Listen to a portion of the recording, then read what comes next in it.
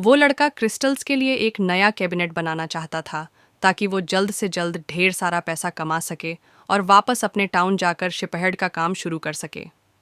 Shopkeeper ने उसकी बात मान ली क्योंकि उसे सेंटियागो से सिंपैथी थी। वो खुद कई सालों से मक्का जाने का ख्वाब देख रहा था लेकिन कभी जा नहीं पाया था, तो इसीलिए वो चाहता था कि कम से कम सेंटियागो की विश पूरी हो। इसीलिए उसने सेंटियागो को एडवाइस दी कि उसे क्रिस्टल के ग्लासों में चाय बेचनी चाहिए जिससे ज़्यादा कस्टमर अट्रैक्ट हो सके।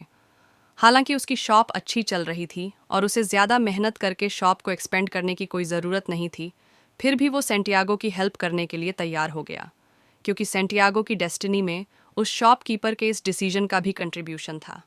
और इस डिसीजन से एक बड़ा चेंज आया क्योंकि क्रिस्टल ग्लास में चाय बेचने से ये शॉप बड़ी फेमस हो गई थी और इसे एक बड़ी कमर्शियल सक्सेस मिली थी।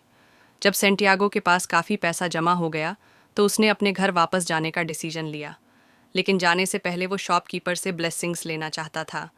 शॉपकीपर ने उसे ब्लेसिंग दी और साथ ही ये प्रेडिक्ट भी किया कि सेंटियागो वापस स्पेन नहीं जा पाएगा। सेंटियागो ने अपना सारा सामान समेटा और किंग के दिए 2 स्टोन्स भी अपनी पॉकेट में रख लिए। जैसे ही वो एंडाल्यूसिया जाने के लिए तैयार हुआ कि तभी उसे एक ख्याल आया। जो कुछ भी अब तक उसके साथ हुआ था उसने उस सब के बारे में सोचा।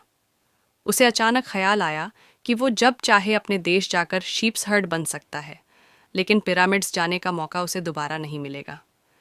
किंग के दिए उन 2 स्टोन्स को देखकर उसे ये ख्याल आया था। वो अपने डिसीजन पर गौर करने लगा। अब उसने अपना माइंड चेंज कर लिया था और पिरामिड्स जाने के लिए निकल पड़ा। वो एक वेयर हाउस पहुंचा जहां उसे एक इंग्लिशमैन मिला जो काफ़ी बातों में सेंटियागो की तरह था। वो आदमी उन 2 स्टोन्स को भी पहचानता था जो सेंटियागो के पास थे। ये और ओमेन था सेंटियागो के लिए। फिर वे दोनों इजिप्ट जाने वाले एक कारवां के साथ साथ चलने लगे जिसका सरदार एक दाढ़ी वाला आदमी था। वो कारवां एक रेगिस्तान से गुजर रहा था। कारवां में पहले तो काफ़ी चहल पहल हो रही थी, लेकिन फिर सब चुपचाप चलने लगे। जर्नी के दौरान सेंटियागो की अपने ऊंट चलाने वाले से दोस्ती हो गई और दोनों अपनी अपनी लाइफ के बारे में एक दूसरे को बताने लगे। दोनों को एक फिलोसफिकल ट्रूथ का एहसास हुआ। उन्हें फील हुआ कि जैसे डेस्टिनी ने हर चीज़ पहले से प्लान कर रखी है, क्योंकि लाइफ में हर एक चीज़ किसी दूसरी चीज़ से जुड़ी हुई है। जर्नी के बीच बीच में उन्हें बेडुइन्स भी मिल जाते थे जो कि डेजर्ट के मिस्टीरियस प्रोटेक्टर ट्राइब थे। वे उन्हें डेजर्ट के डाकुओं और आने वाले खतरों के बारे में अलार्म करके फिर से गायब हो जाते थे। एक बार तो उन्हें ये भी इन्फॉर्मेशन मिली कि ट्राइबल्स के बीच में वॉर होने वाली है, जिसे सुनकर सारे लोग डर गए थे, लेकिन वापस लौटना अब पॉसिबल नहीं था। और जब वापस जाना मुमकिन ना हो तो आगे बढ़ते रहना ही एक पॉसिबल रास्ता होता है। जैसे जैसे वे लोग आगे बढ़ रहे थे, वो इंग्लिशमैन डेजर्ट में और ज़्यादा इंटरेस्ट लेता गया और वो लड़का उस इंग्लिशमैन की बुक्स में। तो ये एक तरह का छोटा सा रोल रिवर्सल था। वो इंग्लिशमैन किसी भी मेटल को गोल्ड में चेंज करने के आर्ट यानी कि अल्केमी में इंटरेस्टेड था, लेकिन सेंटियागो जितना उन बुक्स को पढ़ता गया उतना ही ज़्यादा कंफ्यूज होता गया, क्योंकि उसे उन बुक्स की लैंग्वेज और उनमें बने सिंबल्स कुछ समझ नहीं आ रहे थे। वो ये सब इजी वे में सीखना चाहता था, लेकिन उस इंग्लिशमैन ने कहा, हायर नॉलेज उसी को मिलती है जो खूब सारा टाइम देकर बड़ी मेहनत से ये किताबें पढ़ते हैं। अब उनका कारवां तेज़ी से आगे बढ़ता जा रहा था और वे लोग ट्राइबल वॉर से बचने के लिए रात दिन बिना रुके चलते जा रहे थे। और फाइनली उनका कारवां ट्राइबल वॉर से बचता बचाता किसी तरह ओएसिस तक पहुंच ही गया। फिर वो अल्केमिस्ट अपने ओमेन के सजेशन पर बड़ी बेसब्री से एक आदमी का इंतज़ार करने लगा जो उसे कुछ सीक्रेट्स बताने वाला था। अपने हथियार उतारने के बाद कारवां के लोगों को ओएसिस में ठहरने के लिए जगह मिली और फिर नेक्स्ट डे वो इंग्लिशमैन उस लड़के के साथ अल्केमिस्ट की तलाश में निकल पड़ा। वे एक कुएं के पास पहुंचे। वहां काले कपड़ों में कुछ औरतें खड़ी थीं। सेंटियागो को किसी ने बताया था कि वहां मैरिड औरतों से बात करना मना है, इसलिए वे लोग वेट करते रहे। कुछ देर बाद उन्हें एक अनमैरिड औरत कुएं की तरफ आती दिखी। वो इतनी खूबसूरत थी कि सेंटियागो उसे देखता ही रह गया और तब पहली बार उसे लव की लैंग्वेज समझ आई जो सारी दुनिया में एक सी बोली जाती है। उसका दिल गवाही दे रहा था कि वे दोनों एक दूसरे के लिए ही बने हैं। सेंटियागो के पूछने पर उस लड़की ने अपना नाम फातिमा बताया। अब हर रोज़ वो उससे कुएं पर 15 मिनट के लिए मिलने जाता था, जो कि उसकी लाइफ बन चुकी थी। फिर जल्द ही ये खबर भी उड़ने लगी कि ट्राइबल वॉर अभी लंबी चलने वाली है और जब तक ये ख़त्म नहीं होती वे लोग वहाँ से नहीं निकल सकते। अब उनके पास ओएसिस में रुके रहने के अलावा और कोई ऑप्शन नहीं था और शायद उन्हें कई और साल वहाँ गुजरने पड़े। वो लड़की भी सेंटियागो को उतना ही चाहती थी। दोनों अब बहुत क्लोज आ चुके थे। सेंटियागो ने उसे अपनी लाइफ के बारे में सब कुछ बता दिया था, खजाने के बारे में भी। फातिमा ने उसे कहा कि वो खजाने की तलाश ना छोड़े।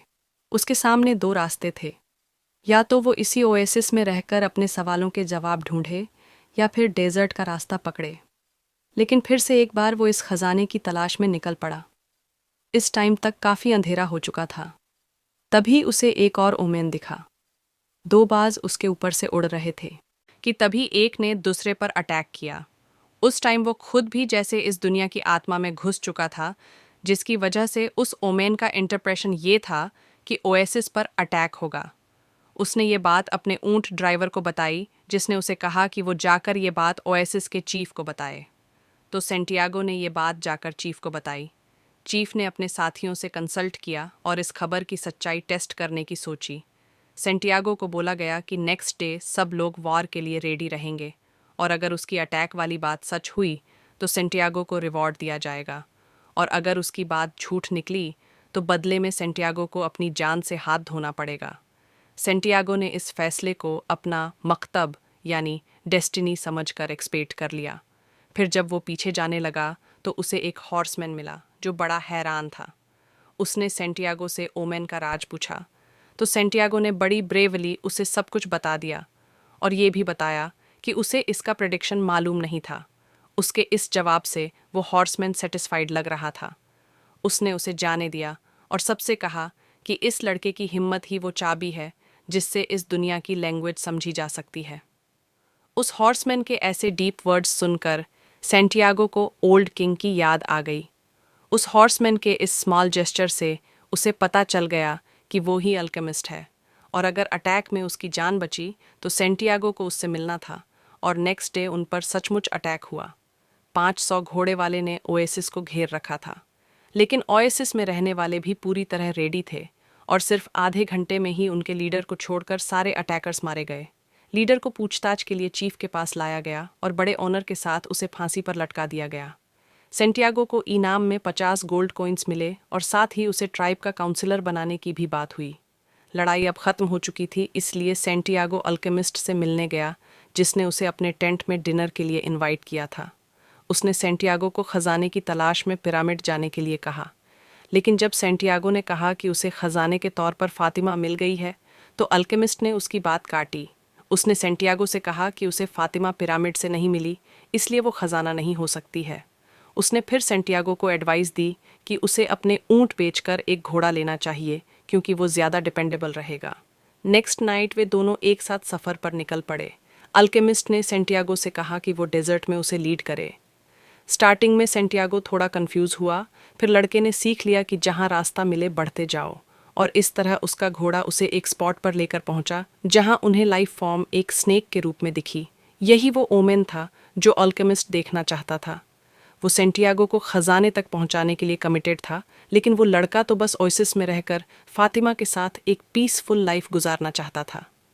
इस पर अल्केमिस्ट ने सेंटियागो से कहा कि कुछ टाइम तक तो उसकी लाइफ अच्छी गुजरेगी, लेकिन अगर उसने अभी खजाना नहीं ढूंढा तो बाद में वो पछताएगा और कभी खुश नहीं रह पाएगा, क्योंकि उसकी डेस्टिनी में यही लिखा है कि वो खजाना ढूंढे। वे दोनों रात काटने के लिए फिर से ओएसिस में लौटे। सेंटियागो ने फिर से एक बार मन बनाया कि वो अपनी डेस्टिनी फॉलो करेगा, और यही बात उसने अल्केमिस्ट को भी बताई, और नेक्स्ट डे वे दोनों सूरज उगने से पहले अपनी जर्नी पर निकल पड़े। वे डेजर्ट में घूमते रहे। फातिमा की जुदाई में सेंटियागो का दिल भारी हो रहा था। अल्केमिस्ट ने उससे कहा कि वो पुरानी बातें भूल कर आगे बढ़े। अगर फातिमा का प्यार उसके नसीब में लिखा है तो उसे ज़रूर मिलेगा। लड़का उस डेजर्ट में बढ़ता जा रहा था। वो डेजर्ट से काफ़ी कुछ सीख रहा था। वे वॉर जोन के रास्ते अवॉइड करते रहे।